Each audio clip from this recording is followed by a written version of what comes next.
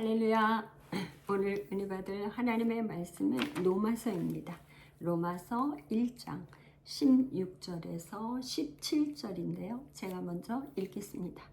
내가 복음을 부끄러워하지 아니하노니 이 복음은 모든 믿는 자에게 구원을 주시는 하나님의 능력이 됨이라. 먼저는 유대인에게요, 그리고 헬라인에게로다. 복음에는 하나님의 의가 나타나서 믿음으로 믿음에 이르게 하나니 기록된 바 오직 의인은 믿음으로 말미암아 살리라 함과 같으니라. 아멘. 제가 먼저 기도하고 말씀 나누겠습니다.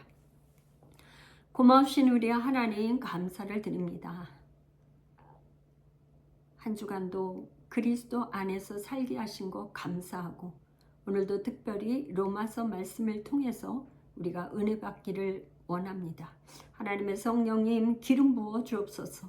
말씀을 듣는 모든 자들에게, 인터넷을 통해서 예배하는 모든 자들에게 하나님의 크신 은혜가 있게 하여 주시고 종의 모습은 가려 주시고 오직 진리 되시는 성령님 말씀하여 주옵소서. 우리 주 예수 그리스도의 이름으로 기도하옵나이다. 아멘. 할렐루야. 한 주간 평안하셨나요? 오늘은 제가 먼저 말씀을 나누기 전에 광고를 드리고 이렇게 말씀을 나누겠습니다.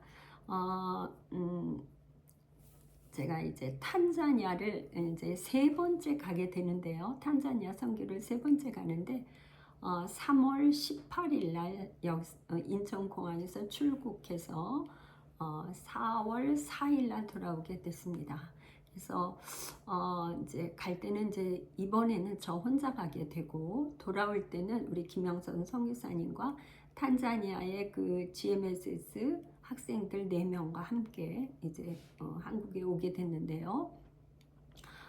여러분 기도 많이 해주시고 이번에는 우리 김영선 성의사님께서 제 비행기 티켓을 이렇게 해서 주셨어요. 그래서 제가 이제 그냥 가게 됐는데 어떻게 선교 가는데 이렇게 또 비행기 티켓까지 해서 보내주셨는데 그냥 갈 수 있겠어요. 그래서 이제 그 학교에 이제 어차피 제가 가게 되고 특별히 이제 이번에는 김영선 선교사님이 어떤 프로그램을 준비하셨냐면 송정미 사모님 그 찬양 콘서트가 있습니다. 그 찬양 콘서트 가운데 제가 또 한 부분 맡아서 이제 또 한 파트 설교를 하게 되고 여자 선교사님들 거기에 이제 탄자니아에 있는 전체 선교사님들 중에 여자 선교사님들만 모아서 찬양 콘서트와 이제 은혜를 이게 뭐 설교, 말씀과 찬양으로 은혜 받는 그런 시간을 이제 이렇게 마련하셨는데요. 이제 그 찬양과 그 콘서트가 있고 또 학교에서도 또 찬양 콘서트가 있고 그렇게 한 후에 이제 돌아오게 됩니다. 그래서 매년 갈 때마다 GMSS 학교에 이제 자금을 우리가 보내고 이렇게 후원을 했는데 이번에도 이제 저희가 하나님께서 허락하시는 만큼 하나님께서 주시는 대로 우리가 이제 그 학교에 좀 섬기고자 합니다. 그 학교는 어떤 학교냐면은 이제 미국의 UMC 기독교 감리교 교단에서 이제 땅을 부지를 마련해서 학교를 지은 거고요. 이번에 이제 중학교는 있고 그 다음에 이제 고등학교를 또 이제 짓는 걸 시작하였습니다. 그런데 거기는 이제 영어로 수업을 하고 영어와 성경, 그 다음에 한국어를 가르쳐요. 그래서 이번에 오는 학생들도 한국말을 잘하고 공부도 잘하고 성경 시험과 그래서 선발된 학생들이 아마 4명이 오는 걸 알고 있습니다. 그래서 그곳에는 한 달에 기숙하면서 공부하는 학비가 12만 원이에요. 우리로 말하면 12만 원이 별거 아닌 것 같지만 그 학생들 그 탄자니아에서는 굉장히 큰 돈이에요.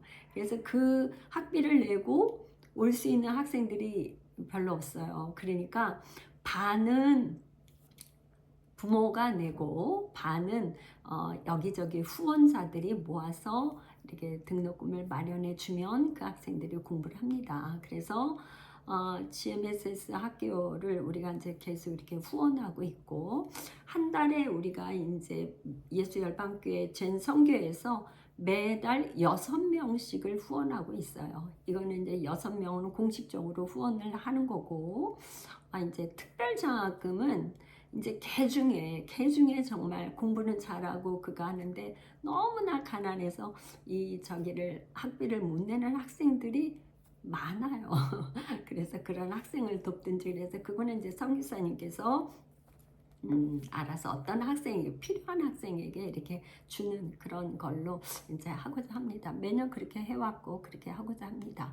저희 이제 저희 성교에서 성교회에서는 전성교회에서는 이제 탄자니아, 그다음에 태국의 정관희 선교사님, 그다음에 대만의 백승민 선교사님, 그다음에 베트남에 또 이렇게 이근영 선교사님, 이렇게 이제 4군데 이렇게 선교지를 우리가 기도로 후원하고 이렇게 이따금씩 또 물질도 후원하고 하는데, 지금은 이제 그 전에 계속 지속적으로 해오던 걸 지금은 탄자니아의 학생들만 돕고 있는데, 여러분들 많이 기도해 주시면 이렇게 여력이 되는 대로 더 많은 선교지에 우리의 그 사랑의 후원이 이렇게 할 수 있도록 기도해 주시고 또 후원해 주시면 감사하겠습니다. 이제 그렇게 여러분들 기도 많이 해주실 거죠? 그렇게 해주실 걸로 믿고, 오늘 이제 로마서를 보겠는데요. 제가 새해 되면서 이제 한 주에 책 한 권씩 이렇게 하게 되죠. 마태, 마가, 누가, 요한복음, 지난주에 사도행전을 했어요. 그리고 이제 오늘은 이제 로마서를 하는데요. 신약 성경 중에 이제 사도행전이 역사서잖아요. 그래서 이 사도행전을 통해서 이렇게 이제 13권, 사도 바울이 쓴 13권의 서신서를 언제 어디서 이렇게 썼는지 한 거를 이해할 수 있는 책이 사도행전이에요. 그래서 이 로마서는 사도 바울이 고린도에 있을 때, 고린도에 3개월 동안 머무는 동안에 거기서 이제 편지를 쓰게 됐는데, 그러니까 3차 전도 여행을 마치고 이제 사도 바울이 예루살렘에 돌아가려고 하는 그때 돌아가려고 하는데, 거기서 고린도에서 잠시 머물게 되었어요. 그래서 거기서 머물면서 자기가 이제 로마 교회에 그렇게 가고 싶어 하는데, 이제껏까지는 그렇게 가고 싶었지만 그렇게 가는 길이 막혀서 못 갔다 그러면서 이제 편지를 쓰는 거예요. 그런데 그때 당시에 로마 교회는 어떠한 배경을 가지고 있었는가 하는 거를 우리가 알면 이 책을 로마서를 읽는데 굉장히 도움이 되겠죠. 이 로마서는 그 로마 교회는 그러니까 바울이 전도를 해서 세운 교회가 아니에요. 그러니까 말하자면 사도행전 2장에 성령의 충만함을 받고 이렇게 로마에 돌아가서 세운, 아마 그런 걸로 추정이 되는데, 그 교회에는 이제 헬라계 그리스도인들이 있었고 유대계 그리스도인들이 있었죠. 그래서 그렇게 로마 교회가 잘 이렇게 붕이 되고 이렇게 했었는데, 그래서 그 주변에 있는 교회에서 로마 교회를 상당히 부러워하고 그런 교회였었어요. 그랬는데 AD 49년 그게 사도행전 18장에 보면 알 수가 있는데요. AD 49년에 무슨 일이 있었는가 하면, 로마의 황제 중에 글라우디오라는 황제가 있었는데, 이 황제가 명령을 내렸어요.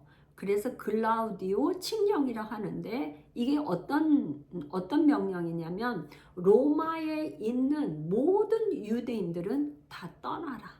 그래서 로마를 떠나서 그 주변에 있는 주로 고린도로 많이 갔어요. 그래서 고린도에 가서 이렇게 떠나서 이렇게 살게 됐어요. 여러분 생각해 보세요. 로마에서 기존이 생활하던 그 생활의 삶의 터전이 있는데 그거를 다 버리고 이게 다른 지방으로 간다는 게 나라가 달린 다른 지방으로 가는데 얼마나 어렵겠어요. 그러니까 그 고린도에서 가서 이렇게 사는데 그때 만난 사도 바울이 만난 사람이 누구였었냐면 브리스길라와 아굴라를 만났죠. 사도행전 18장에 보면. 그래서 이제 그렇게 고린도로 이렇게 많은 사람이 떠났는데 이 글라우디오 황제가 5년 만에 암살을 당해서 죽었어요. 그러니까 황제가 있을 때 내렸던 그 명령이 이제 황제가 죽고 나니까 그 명령이 이제 법적인 효력이 없어진 거죠.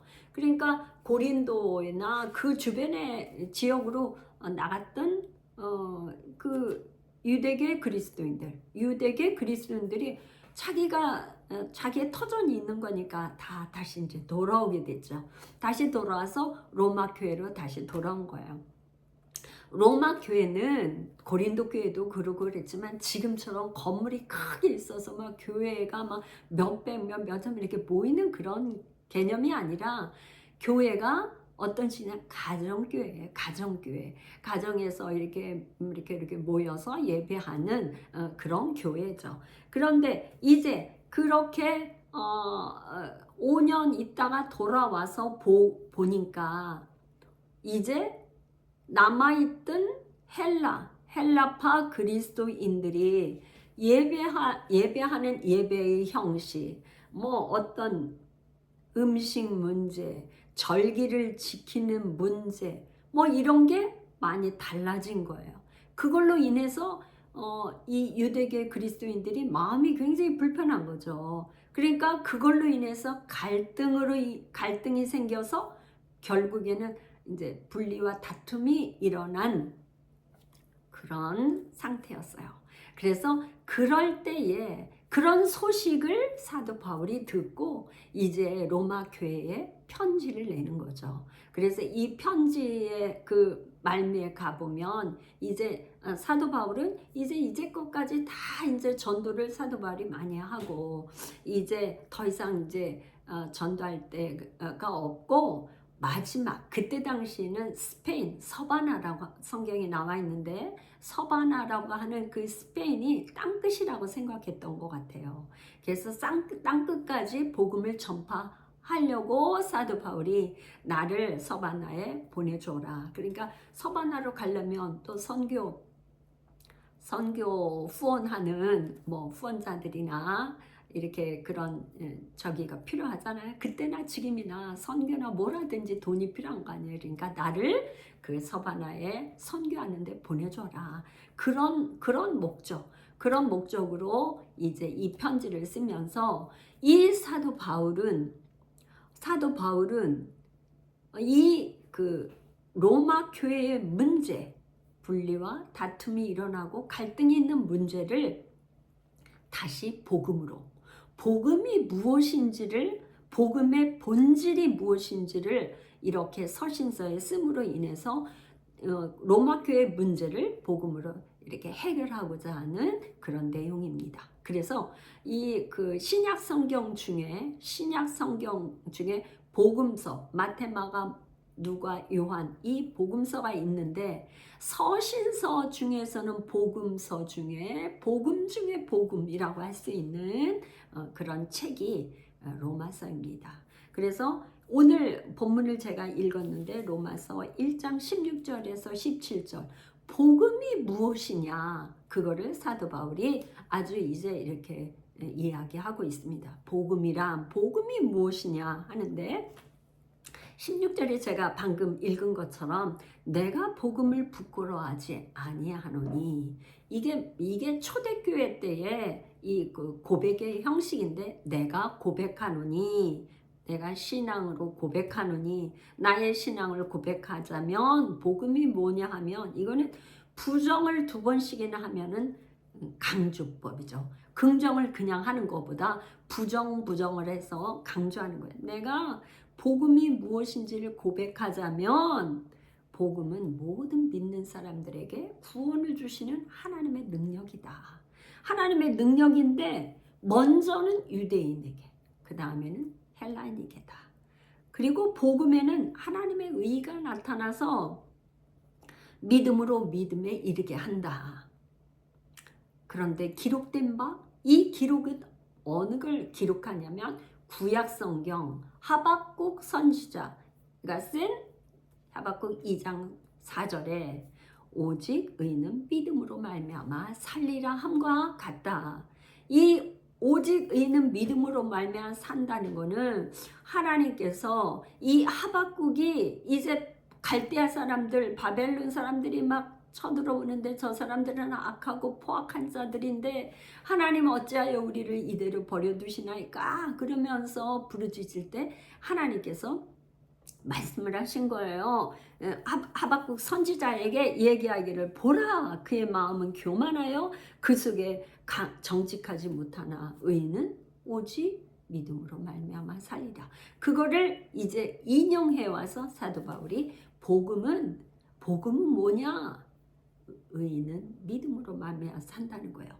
이게 믿음은 뭘 믿는다는 거예요? 예수 그리스도를 믿음으로 말미암아 산다 하는 것을 말씀하고 있습니다. 그래서 이 로마서는 1장부터 11장까지는 교리를 얘기하고 있어요. 그 다음에 12장부터 16장까지는 실천편을 얘기하고 있습니다.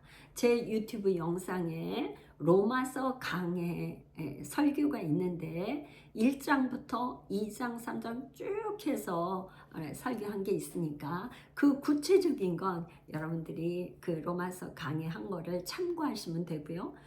제가 지금 이렇게 한 주간에 책 한 권씩, 성경 한 권씩을 하는 거는 그 중에 한 부분을 이렇게 해서 이 책이 무슨 책인지를 이렇게 나누는 그런 방식으로 제가 하고 있습니다.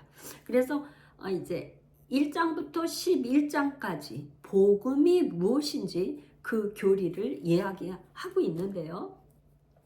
이 사도 바울이 이 로마 교회 분쟁 문제를 해결하기 위해서 먼저 무엇을 얘기하냐면 1장에 이방인의 죄를 얘기하고 있어요. 2장에 가서는 유대인들의 죄를 얘기하는 거죠. 너희들도, 이방인들만 죄인이 아니라 너희들도 죄인이야. 3장에 가서는 의인은 없나니 하나도 없다. 모두가 죄인이다 하면서 죄에 대해서 얘기를 하고 있어요. 어느 종교도 죄에 대해서 다루는 종교가 있나요? 있나요? 한번 묻고 있어요. 그런데 성경에서는 이렇게 사도 바울을 통해서 로마서에 이렇게 죄에 대해서 이야기를 하고 있어요. 1장에 가서 죄가 얼마나 많은지 21가지의 죄의 목록을 쭉 나열하고 있습니다. 그러니까 은혜를 받는다는 것은 은혜는 하나님의 선물이거든요.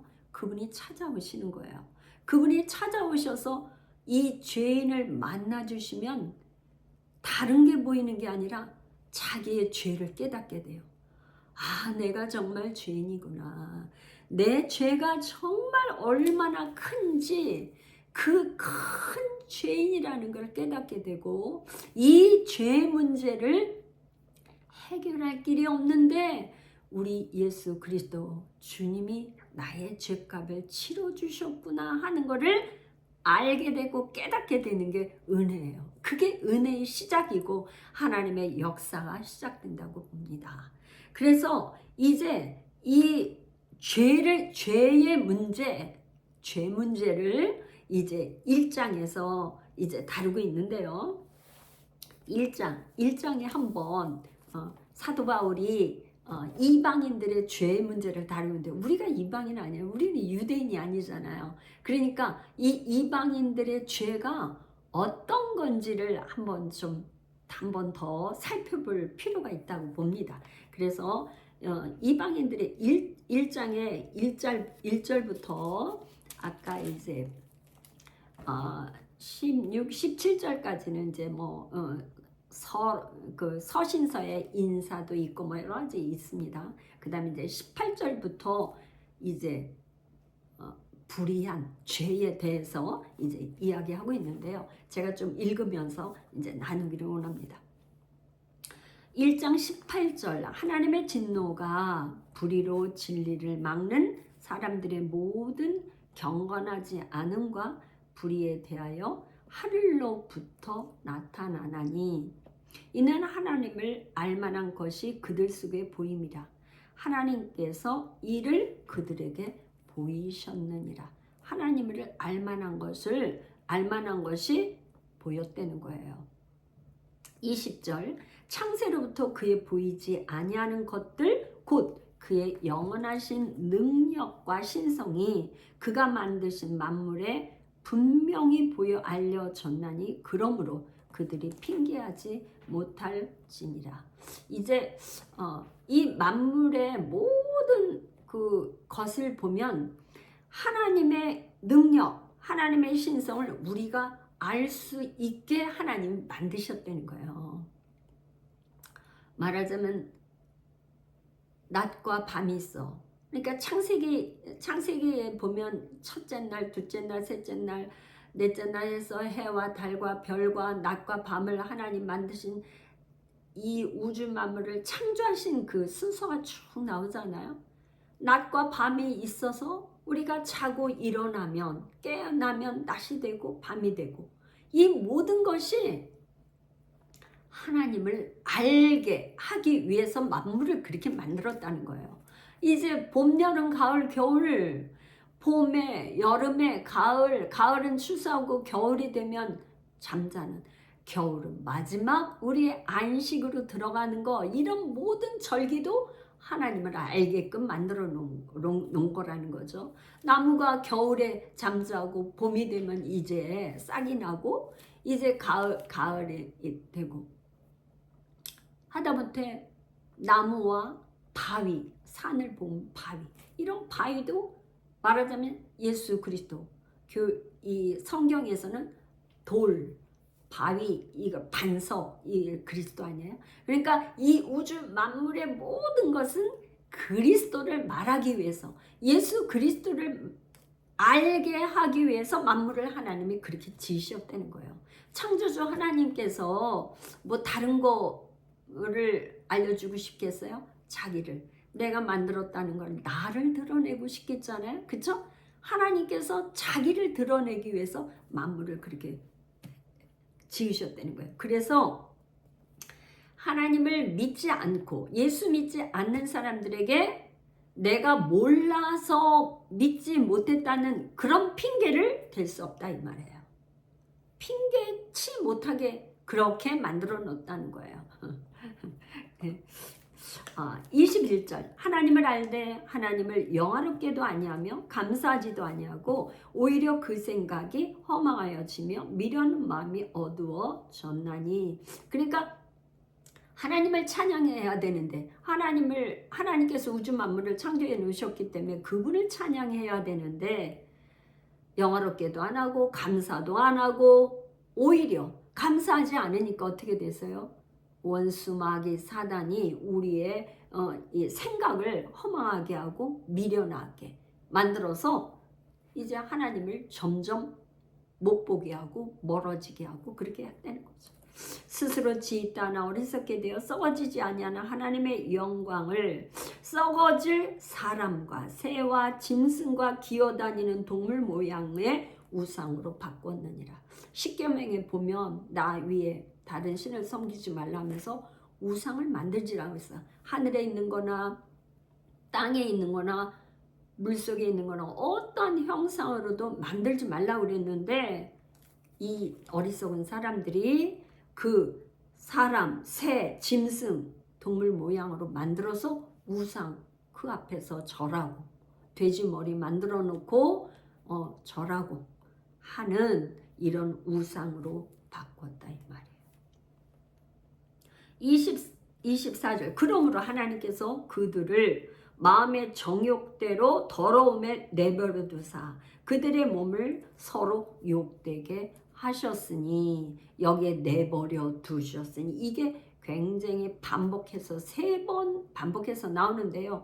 하나님께서 내버려 두시면 하나님께서 간섭하지 않고 사람을 만드셨는데 계속 죄를 짓고 하면은 하나님이 그냥 내버려 두면 점점점 죄 짓는 일밖에 없다는 거예요. 하나님께서 내버려 두면 죄 짓는 일밖에 없어요. 사람은. 25절 이는 그들이 하나님의 진리를 거짓 것으로 바꾸어 피조물을 조물주보다 더 경배하고 섬김이라 주는 곳 영원히 찬송할 이시도다. 그러니까 창조주 하나님을 우리가 경배하고 찬양을 해야 되는데 하나님께서 우리는 피조물이잖아요. 하나님께서 사람도 만들고 동물들 만들고 새도 만들고 바다에 이 어패류 이런 것들 만들고 다 만들었는데 어떻게 돼서 하나 만드신 분을 찬양하지 않고 피조물을 섬기는 거예요. 나무에게도 가서 절하고 바위에게도 비나이다 절하고 사람이 만들어 놓은 돌덩이에도 가서 절하고 하는 우상 숭배를 한다 이 말이에요.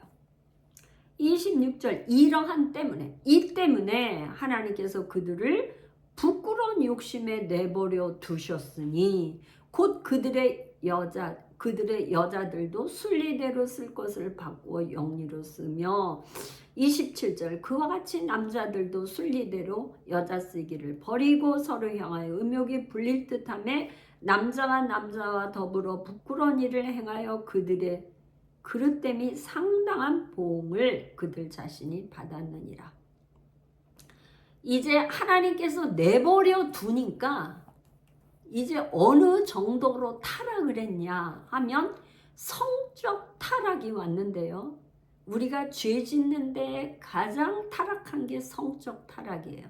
성적 타락의 극치가 뭐냐면 동성애예요. 이 동성애는 이제 이게 지금 사도 바울이 이 성경을 기록한 때가 AD 이게 지금 한 57년 한 그때 57년에 사도 바울이 저기 했으니까 하여튼 지금 그 언저리에 생각을 쓴 걸로 보는데 그때 당시에만 이런 일이 있는 게 아니라 언제 있었을까요? 창세기에 소돔과 고모라 아브라함이 살던 시대에 소돔과 고모라 성에 롯이 살던 그 성에 이렇게 남자와 남자끼리 여자와 여자끼리 게이와 레즈비언 이 동성애가 그렇게 있었던 거잖아요. 그러니까 역사적으로 이제 요즘에 동성애 문제 뭐 계속 차별금지법 이렇게 나오고 하잖아요. 전 세계적으로 동성애가 만연해 돼 있잖아요. 성적 타락 지금 있는 일이라기보다 창세기 때 아브라함 시대 그때도 이미 노아 홍수 때도 그렇고 이미 이런 성적 타락 죄가 극심했다 이런 말. 그러니까 노아의 홍수 때 하나님 멸하시고 소돔과 고모라 그때에는 불로 심판을 하셨고 그렇게 하나님이 심판을 하셨어요. 그러니까 이 성적 타락이 극치에 갈 때 노아 시대 홍수로 한번 멸망했고 소돔과 고모라 때는 불로 심판하셨고 이제 예수님의 재림만 남았죠.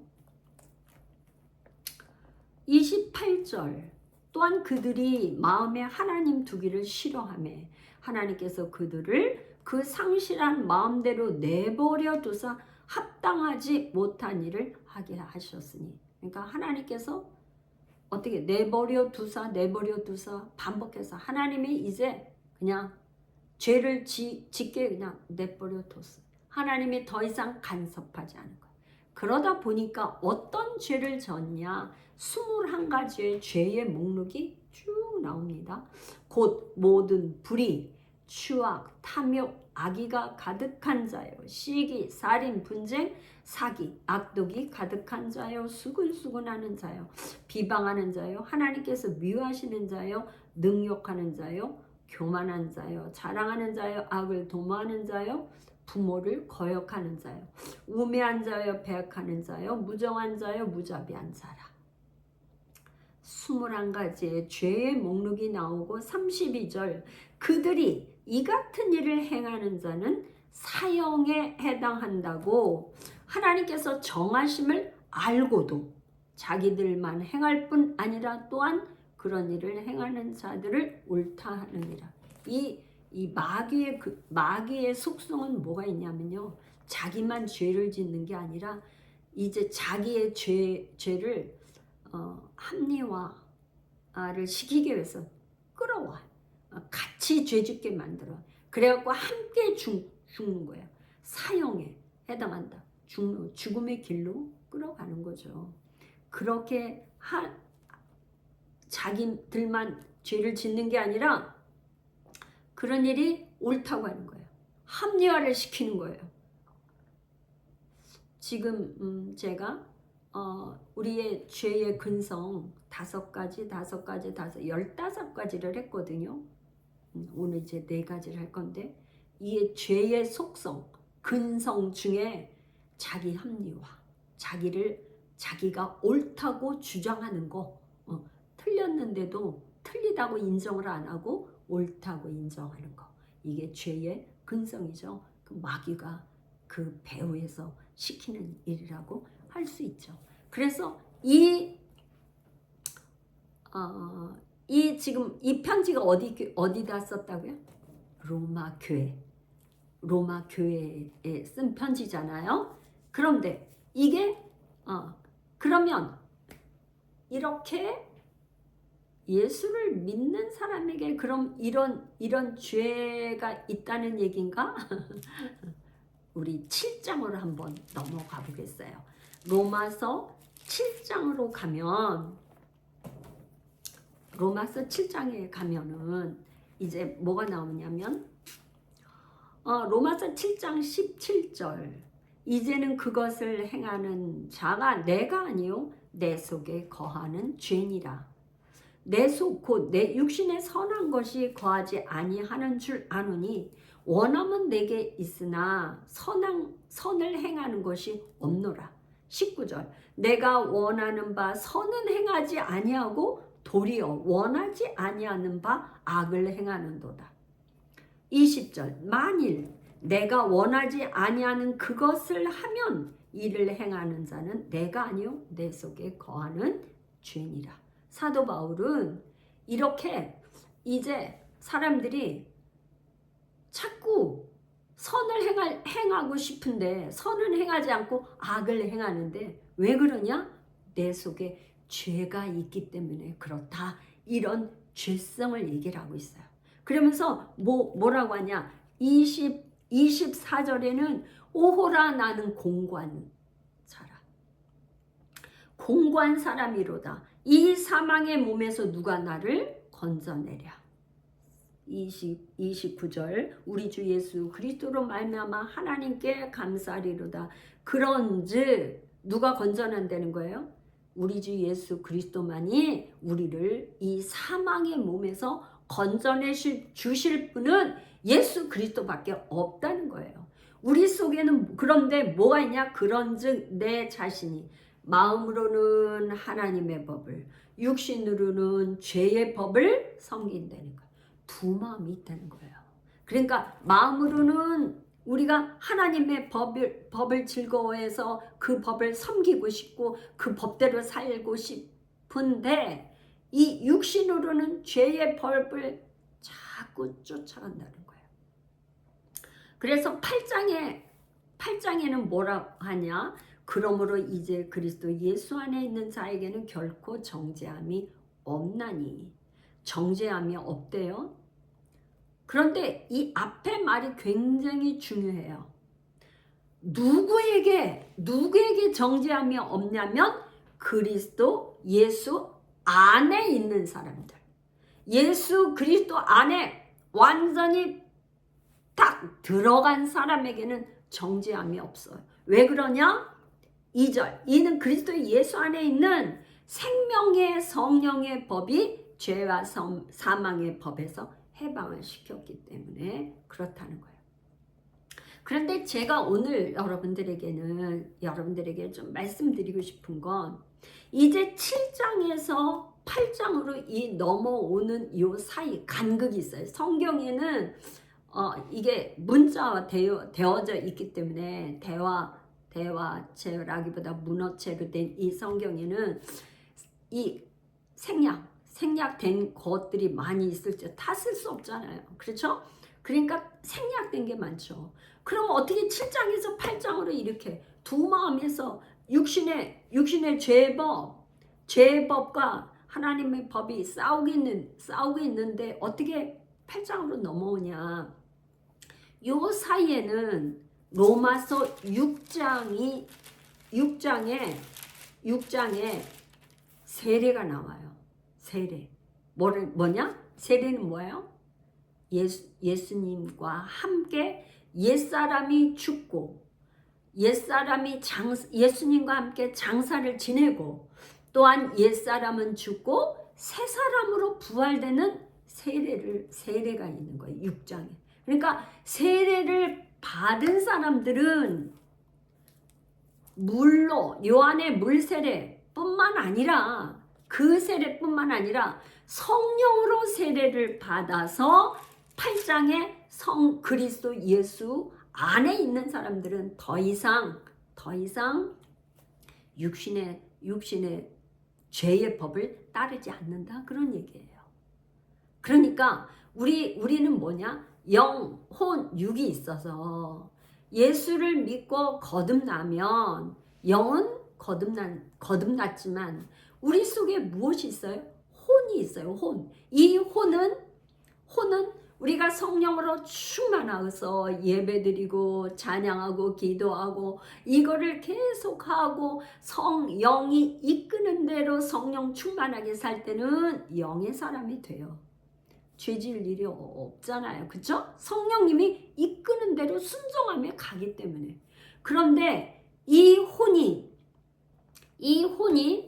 이제 예배도 안 드리고 성경도 안 읽고 기도도 게으리하고 점점점 하면 육신을 따라가는 거예요. 육신을 따라가는 거는 뭐예요? 우리의 속에 있는 내 속에 뭐예요? 죄의 법. 그렇게 되면 육의 사람이 되는 거죠. 그래서 우리의 혼이 성령이 충만하냐 아니면 육이 충만하냐에 따라서 영의 사람이냐 육의 사람이냐가 구분이 되겠죠. 그래서 교회 안에도 알곡이 있고 쭉정이가 있고 예수님이 마지막 오실 때는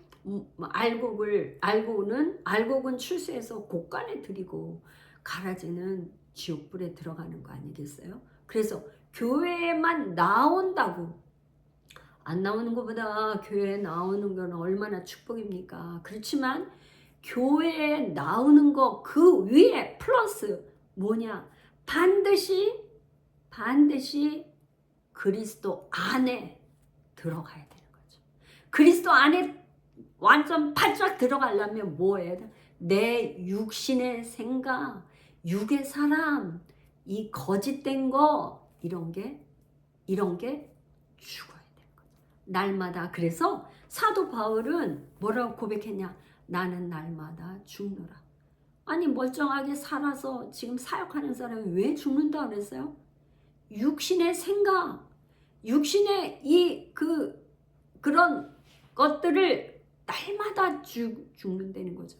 그걸 죽여야 성령님이 하시는 그 음성, 하나님의 말씀을 듣고 그대로 순종할 수 있기 때문입니다. 그래서 오늘은 이제 이 성령 안에 우리가 성령 충만하게 살기를 그토록 원하지만 안 되는데 네 가지 근성을 이제 말씀을 나누고자 합니다. 이 네 가지는 굉장히 중요한 거고 정말 이 문제가 해결이 되면 여러분들이 정말 이 땅에서 이 하나님의 나라뿐만 이 땅에서도 하나님의 나라가 이루어지고 이제 영원한 주님의 하나님의 아들 하나님의 자녀로서 승리하는 복된 인생이 될 줄 믿습니다. 네 가지를 이제 나눌 텐데요. 여러분들 잘 들어보시기 바랍니다. 15가지 한 그 위에 4가지는 뭐냐? 당 짓는 근성이 있어요. 당을 짓는다. 그러니까 공동체가 있는데 그 안에서 내가 마음에 들고 내 생각과 비슷하고 좋아하는 사람끼리 모이는 거죠. 그렇게 되면 어떻게 되냐? 나와 생각이 다른 사람과 반대를 해서 분열이 일어나는 거죠. 그래서 유다서 1장 19절에는 뭐라 그랬냐면 이런 사람들은 당을 짓는 자이며 육에 속한 자이며 성령은 없는 자라. 성령이 없는 거니까 뭐야? 마귀라는 얘기죠. 그러니까 당을 짓는다. 그래서 교회 안에서 절대로 당 짓지 말라고 목사님들이 말씀하는 이유가 당을 지면 좋은 일이 있는 게 아니라 어때요? 여기 아주 결론을 유다서에 성령이 없는 자라고 얘기하잖아요. 그러니까 유다서에 당 짓는 사람들은 육의 사람은 마귀 성령이 없는 자라고 얘기를 하고 있습니다. 그 다음에 두 번째는 음란의 근성을 이제 제거해야 되는데요. 오늘날 얼마나 음란이 심한지 저는 이제 집에 TV를 없앤 지가 오래됐어요. 드라마를 나 이런 걸 못 보는 것뿐만 아니라 텔레비가 재미가 없고 보질 않아요. 뉴스는 그냥 가끔 저기를 보면 되니까 유튜브나 이런 데서 보고. 그런데 오늘날의 모든 드라마나 아마도 하는 거에 다 그런 게 뭐냐면 음란이에요. 그래서 음란이 판을 치는데 이 음란은 이제 사회 풍조를 그렇게 만들어서 원수 마귀가 이 사회를 교란시키고 질서를 망가뜨려서 이제 다 지옥 백성으로 만들고자 하는 거죠. 음란은 정말 이게 한 가정을 파괴시키고 그 다음에 청소년들 저기 하고 하는 거는 성폭행 이런 거는 말할 것도 없고요. 그런데 이 음란의 근성은 어디에서 나왔을까? 우리 몸 밖에서 나왔을까요? 몸 안에서, 우리 안에서 나왔을까요? 성경은 뭐라고 얘기를 하냐면 예수님이 말씀하셨어요. 마가복음 7장 20절부터 23절.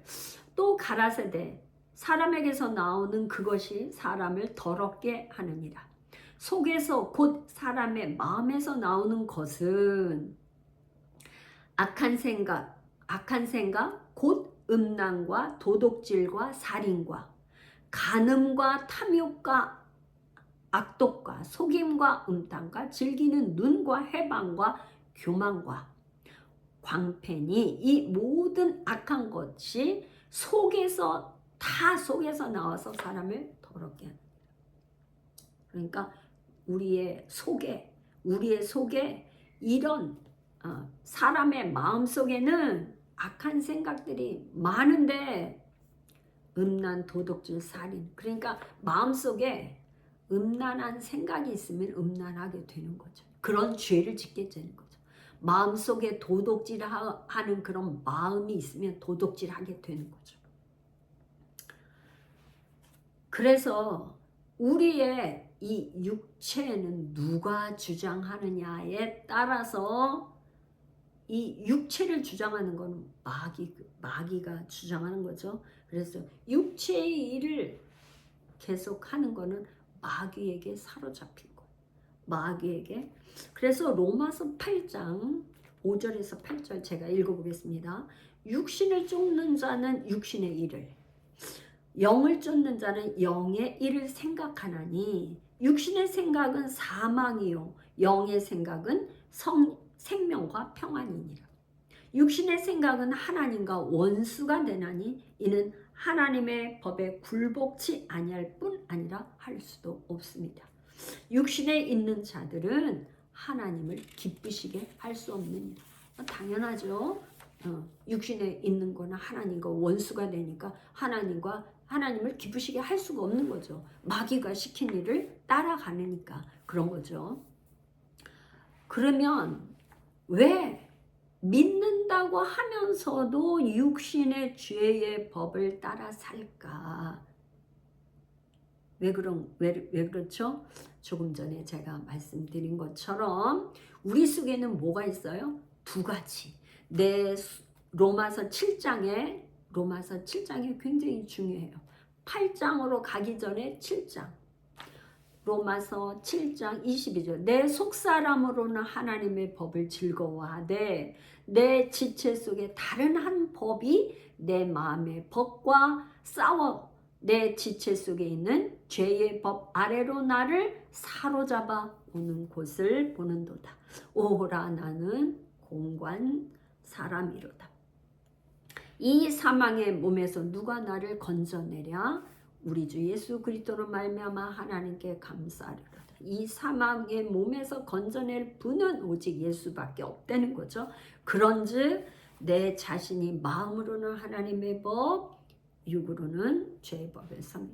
이 두 가지 죄의 법, 마음의 하나님의 법과 죄의 법이 이게 동시에 있기 때문에 조금 전에 설명한 것처럼 내가 하나님의 법을 따라가느냐 죄의 법을 따라가느냐의 갈림길이 되는 거예요.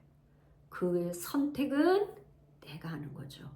내가 성령을 따라갈 건지 마귀가 시키는 육의 죄의 법을 따라갈 건지 내가 성령 충만하게 살 건지 육의 일을 할 건지 이렇게 선택은 내가 하는 것이죠. 육신에 왜 그러면 육신에 선한 것이 있지 않나? 그런 질문을 할 수가 있죠. 로마서 7장 18절에 내 속 곧 내 육신에 선한 것이 거하지 아니하는 줄 아노라. 원함은 내게 있으나 선을 행하는 것이 없노라. 선을 행하지 않는 거예요. 내가 원하는 바 선은 행하지 아니하고 도리어 원하지 않는 바 악을 행하는도다. 그래서 우리가 육신대로 살면 반드시 죽게 되는 거죠. 이게 마지막 때 말세에는 이제 시집가고 장가가고 그런 일이 굉장히 빈번하게 일어난다는 거예요. 왜 그럴까요? 누가복음 17장 26절에 노아의 때에 된 것과 같이 인자의 때도 그러하리라. 예수님 때 말하는 거죠. 노아가 방주에 들어가던 날까지 사람들이 먹고 마시고 장가들고 시집가더니 홍수가 나서 저희들을 다 멸하였나. 말하자면 말세 때는 극도로 이혼율이 증가하는 거예요. 왜 그래요? 원수 마귀가 음란으로 인해서 가정을 파괴시켜서 이렇게 이혼을 하게 되니까 다시 이혼한 사람들이 그냥 있는 게 아니라 재혼하고 한 번 하는 게 아니라 두 번, 세 번. 한 번 이혼한 사람들은 두 번, 세 번 계속 결혼하잖아요. 옛날에는 연예인들이 좀 많이 그런 경향이 있었는데 요즘에는 연예인들 중에서도 이렇게 정말 회심하고 이렇게 정말 아주 아름답게 이렇게 신앙생활하면서 모범이 되는 그런 연예인들 많아요.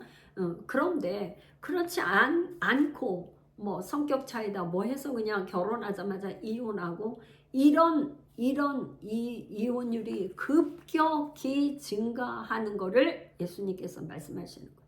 그러니까 그런 때가 되면 어떻게 된 거예요? 이런 거는 다 그 배후에 원수 마귀 사단이 그렇게 조장을 하고 시켜서 그렇게 하는 거죠. 우리가 남자와 여자가 만나서 결혼할 때 자라온 환경도 달라. 먹던 음식도 달라. 뭐 다 가치관도 다르고 한 두 사람이 만나서 사는데 어떻게 맞겠어요? 그러니까 오죽하면 부부간에 로또처럼 맞추기가 어렵다는 거 아니겠어요? 그런데 이 모든 것이 부부가 하나 돼서 살려면 어떻게 해야 돼요? 예수 그리스도 안에 들어가야 한 마음이 되고 한 뜻이 되고 한 목소리를 낼 수 있는 거죠. 그러니까 예수 그리스도 안에 들어가지 않으면 뭐 다른 거로는 이렇게 하나됨을 이룰 수 없어요. 부부가 하나됨을 이룰 수도 없고 공동체에서 하나됨을 이룰 수도 없고 이혼하고 막 그렇게 된다는 거죠. 그런데 뭐냐, 이혼하고 나서 남편이나 아내가 살아있는데 다른 사람과 다시 재혼하는 거, 이게 간음이에요. 예수님께서 뭐라 그러냐, 무릇 그 아내를 버리고 다른데 장가드는 자도 간음함이요, 무릇 버리운 이에게 장가드는 자도 간음함이라. 그러니까 내가 이혼했어요. 남편하고 아내하고 이혼했어요. 그런데 그 사람 버리고 다른데 아내와 남편이 살아있는데 다른 사람하고 결혼해요. 그게 간음이에요. 성경에서는 그렇게 말하고 있어요. 오늘날 뭐 많은 사람들이 막 재혼하고 세 번째도 하고 하지만 성경은 뭐라 해요? 그게 간음이다 이 말. 왜 그렇게 하느냐? 그 속에 죄가 있기 때문에, 죄의 근성이 있기 때문에 그렇다는 거예요. 그 속에 뭐가 있어요? 음란한 죄 짓는 근성, 음란한 근성이 있기 때문에 이혼을 한다는 거예요. 그래서 반드시 뭐 해야 되냐? 남편이나 아내가 죽은 다음에 사별, 죽은 다음에 다시 재혼하는 건 하나님께서 허락하셨어요. 그런데 그것도 그리스도 안에서만 하라 그랬어요. 믿는 사람들끼리만 해야 되는 거예요. 안 믿는 사람하고 하면 육신에 고난이 많다는 거예요. 왜 이렇게 예수 믿는다는 사람이 고난이 있냐? 죄 때문에 그런 거죠. 죄값으로. 그러니까 하나님께서 특별히 훈련하시는 케이스는 그렇게 많지 않아요. 왜? 우리가 죄로 인하여서 그 죄의 고통을 다 당하는 거죠. 그 다음에 가난하게 하는 근성. 하나님께서는 우리를 가난하게 살도록 지지 않았어요. 우리에게 하나님께서는 뭐예요? 이 우주 만물을 창조하시고 이 우주 만물을 다 아담에게 맡기면서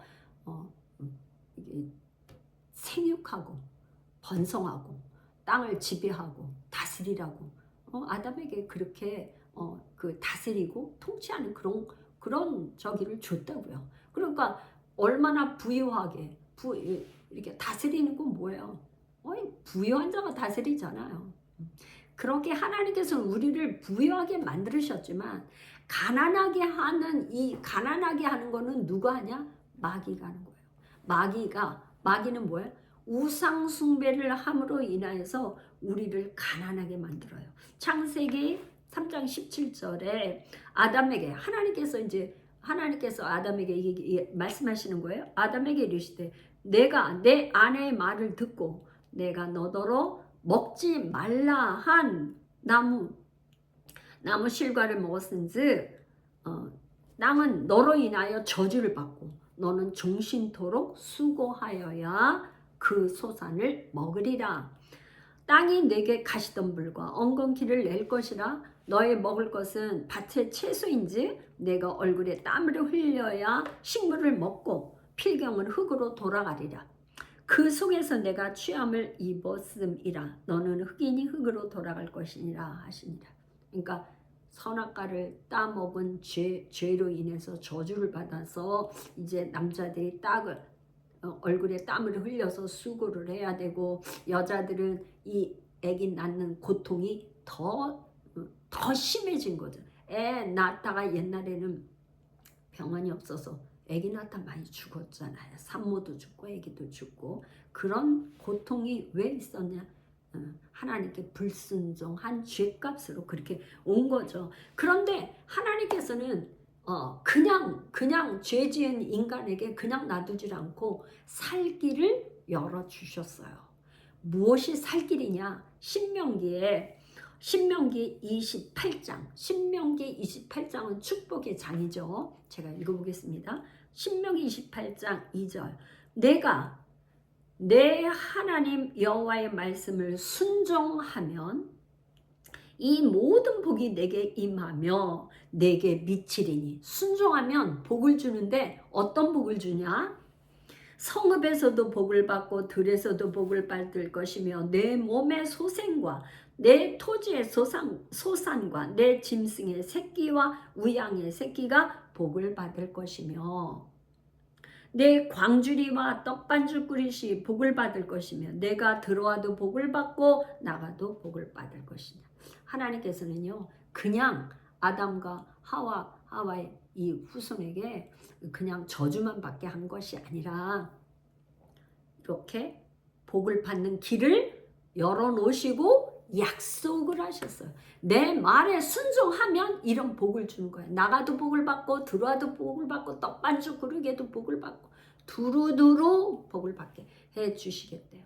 그거 중에 하나님의 말씀을 순종하면 가난해지지 않고 부유하게 돼요. 그 약속이 말라기서 3장 10절에서 12절. 이 말씀은 참 중요한데요. 오늘 잘 들어보시기 바랍니다. 만군의 여호와가 이르노라. 너의 온전한 11조를 창고에 들여 나의 집에 양식이 있게 하고 그것으로 나를 시험하여 내가 하늘문을 열고 너희에게 복을 쌓을 곳이 없도록 붙지 아니하나 보라. 11절. 만군의 여호와가 이르노라. 내가 너희를 위하여 황충을 금하여 너희 토지 소산을 멸하지 않게 하며 너희 밭에 포도나무와 과실이 기한 전에 떨어지지 않게 하리니. 12절. 너희 땅이 아름다워짐으로 열방이 너희를 복되다 하리라. 만군의 여호와의 말이니라. 그러니까 아담과 하와가 불순종한 그 죄의 가난하게 되는 죄의 근성, 이 죄의 DNA, 가난의 DNA를 그거를 이제 저주가 축복이 되는 비결을 하나님께서 말씀을 하셨어요. 그러니까 이 지금 아담과 하와는 어떻게 했어요?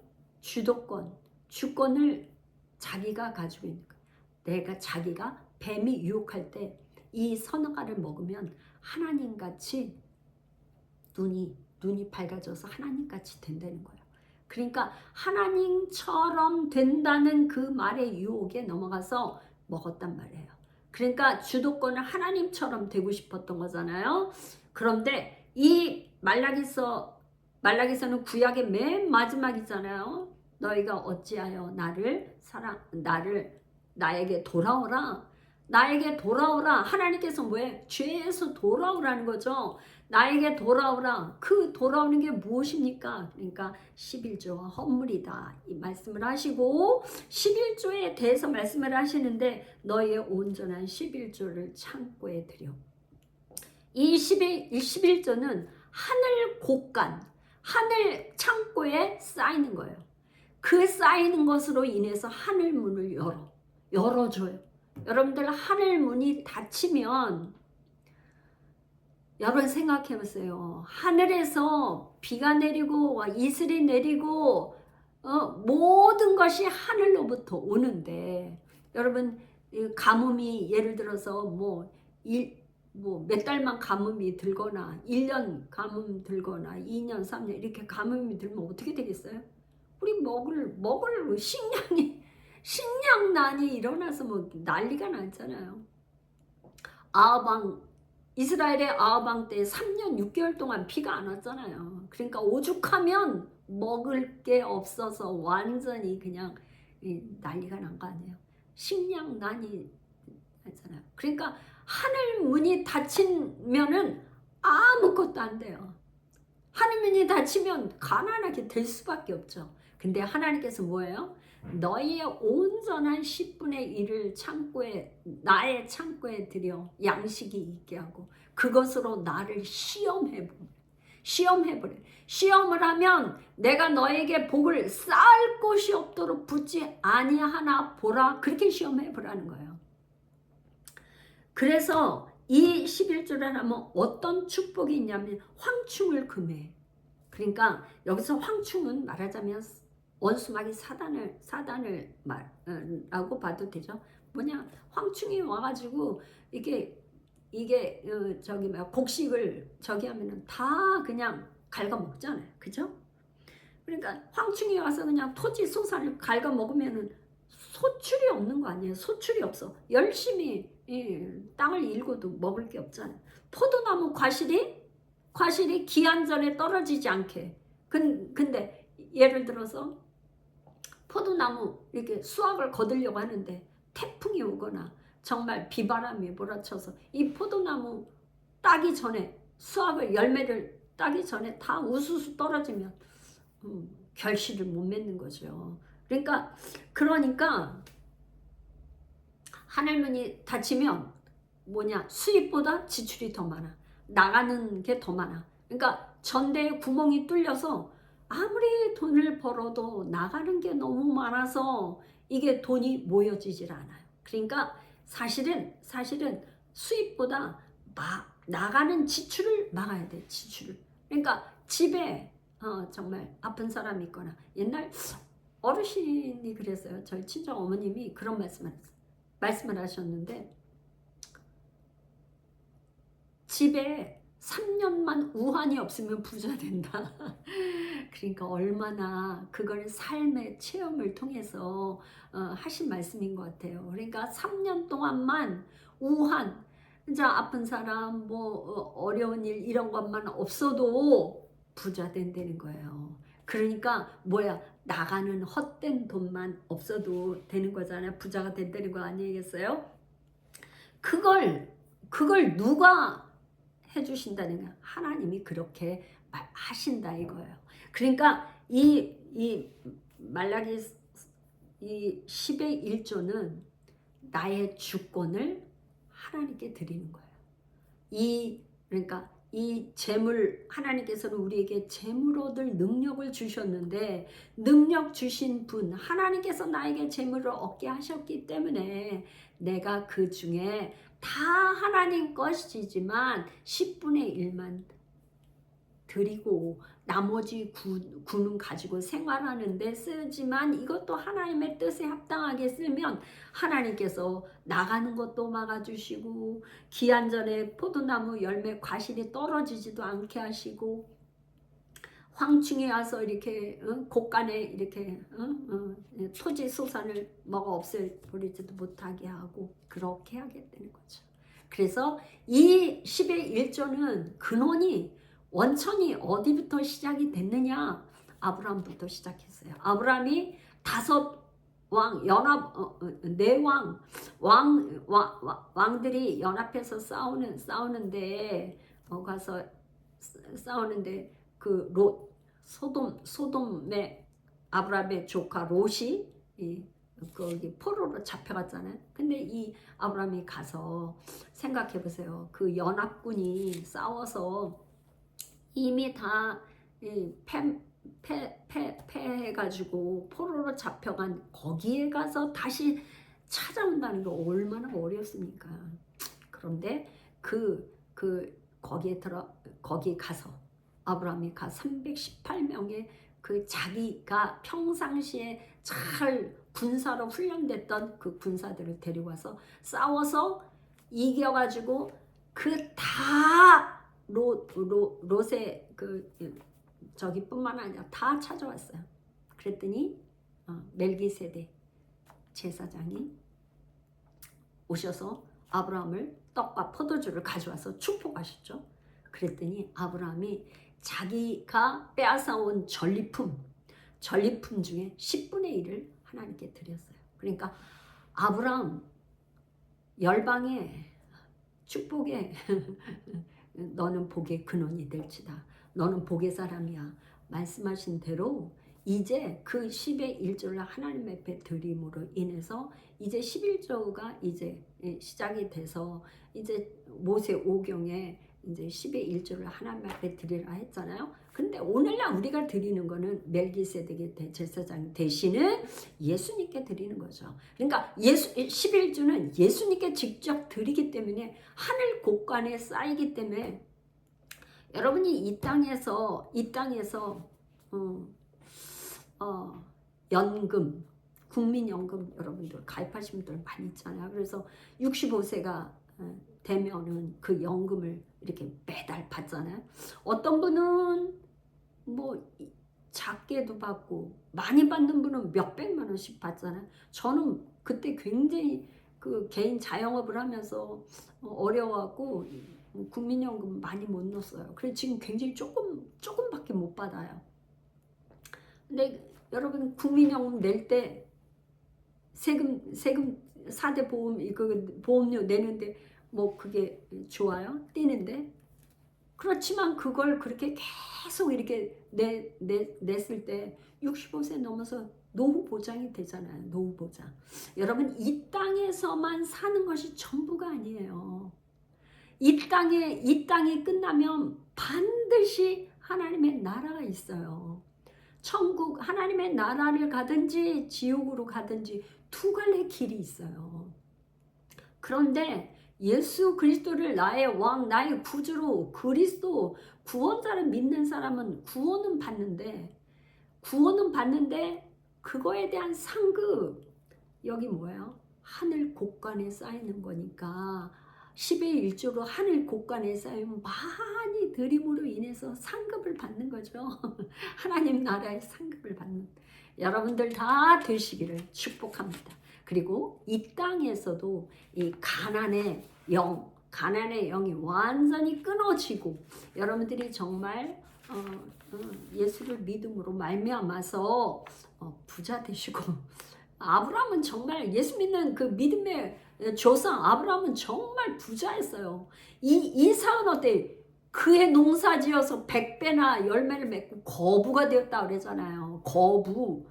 오늘날 거부는 워렌 버핏 같은 그런 거부 많잖아요. 뭐. 근데 믿음의 조상인 아브라함부터 이삭부터 야곱은 이스라엘 국가가 됐잖아요. 이 믿음의 거장들은 다 우리 조상들은 있잖아요.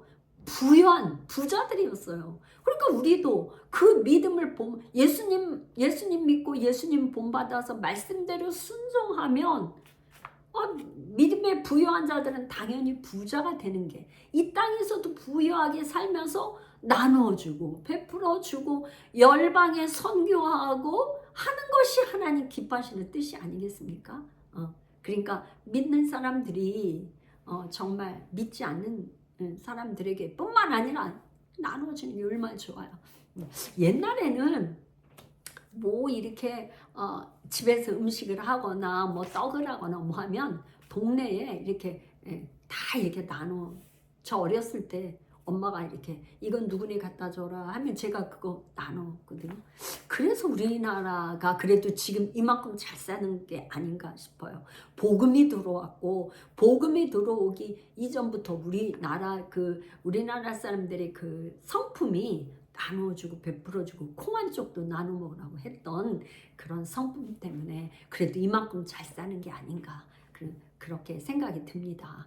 이래서 이제 더 우리가 정말 풍요하게 선교하는 그런 나라 되기를 축복합니다. 이 마지막 네 번째 망하게 하는 근성이 우리 안에 있다는 거예요. 그러니까 하나님께서는 우리에게 생사화복, 살고 죽고 화복, 화도 있지만 복도 있고 이런 생사화복의 길을 우리 앞에 놨지만 선택하는 거는 우리가 선택하는 거예요.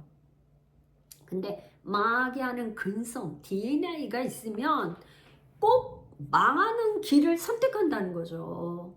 왜 그래요? 예를 들어서 건강을 위해서 술, 담배를 안 하는 것이 암에 걸릴 확률이, 술, 담배를 안 하면 암에 걸릴 확률이 적죠. 그러니까 그 암 박사들이 이렇게 그거 하는 거, 강의하는 거 들어보면 술과 담배를 한 사람은 안 한 사람보다 4배라 같은가, 하여튼 그렇게 4배나 더 걸릴 확률이 높다는 거예요. 그런데도 요즘에는 젊은 여학생 여자들도 길에서 이렇게 보면 담배를 펴요. 술, 담배 이런 건강에 해롭잖아요. 근데 해롭다는 거 몰라요? 알면서도 하죠. 열심히 공부하면, 학생이 열심히 공부하면 하여튼 다른 사람보다 이게 뭐 좋은 대학도 가고 사회에 영향력이 있는 지도자가 된다는 거 알죠. 아이들이 알지만 공부하기가 싫죠. 열심히 일하면 이렇게도 돈 벌 수 있는데 돈 버는 게 싫어. 그런데 일하기가 싫은 거죠. 그리고 중요한 거, 하나님의 말씀대로 순종하면 복을 받고 순종하지 않으면 망한다는 것을 성경에서 이미 말씀했고 가르쳐 주고 알지만 하나님 말씀에 불순종해요.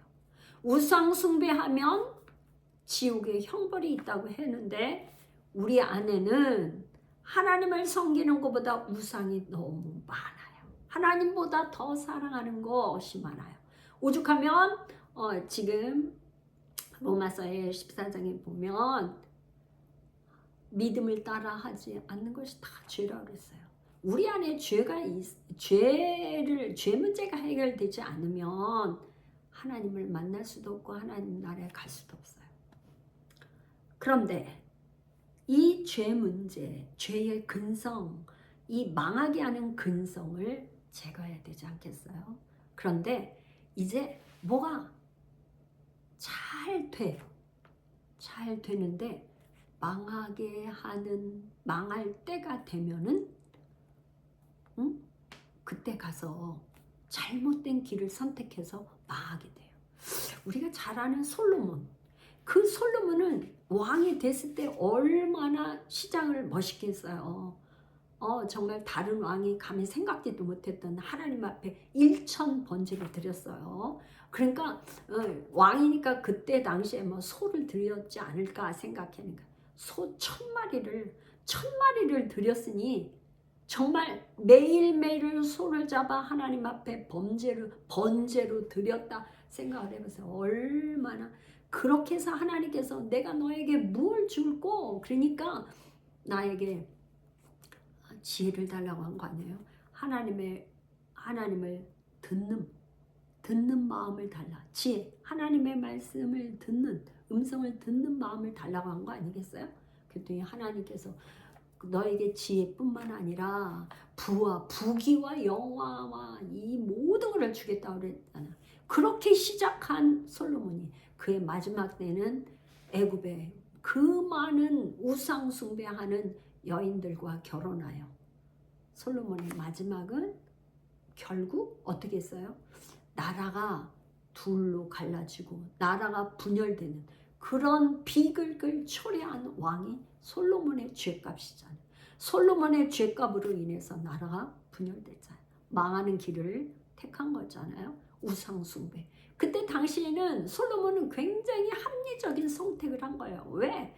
이제 전쟁, 자기 아버지 다윗은 많은 피를 흘리면서 전쟁을 했는데 솔로몬은 거기에 그렇게 전쟁을 치르지 않고 이웃나라 애굽에 뭐 공주들을 데려오고 여기서도 공주 데려와서 이렇게 혼인 정책을 하니까 사돈을 맺고 이렇게 하니까 전쟁을 안 하는 거잖아요. 그런데 그 여자들이 왔을 때는 그냥 온 게 아니잖아요. 자기가 숭배하던 이 신을 가져온 거잖아요.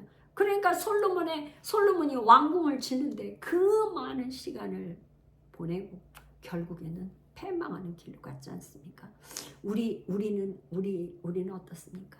신앙생활을 잘하는 것 같은데 잘하는데 끝까지 인내하고 잘하는 게 중요해요. 신앙생활 잘하는데 복을 받을 만하고 뭔가 문제가 해결될 만한데 교회를 떠나는 분을 간혹 보게 돼요. 너무 안타까워요. 이분이 이때는 지금 인내하고 기다리고 더 참고 인내하며 기다려야 되는데 그 참고 인내하지 못해요. 그리고는 어떻게 했냐?